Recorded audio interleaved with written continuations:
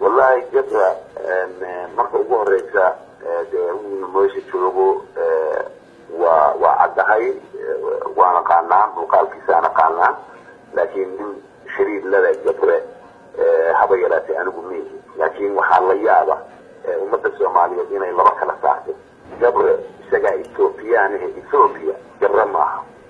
marka hadii ay dalkooda ka saaraan dowladda Ethiopia daddarisanahay wax badan inaga dhaxeeyo ganacsi inaga dhaxeeyo amni inaga dhaxeeyo siyaasad iyo diblomaasiyad inaga dhaxayso waxay la tahay inaanay jabre yani wax weyn u arkaynin probably hadaad weydiiso prime minister Haile Mariam hadaad jabre weydiiso xitaa maba yaqaan ma garan karayo marka waxa weeye jabre ummadda Soomaaliyeed in badan baan magaciisa iyo hadalkiisa iyo hadalhayntiisa iyo digtiisa iyo wuxuu ka maqmaqlay حقيقي إننا يسكتارا كان إنه يدمع إنه يتوبيا ساريان كبريش هل شخصي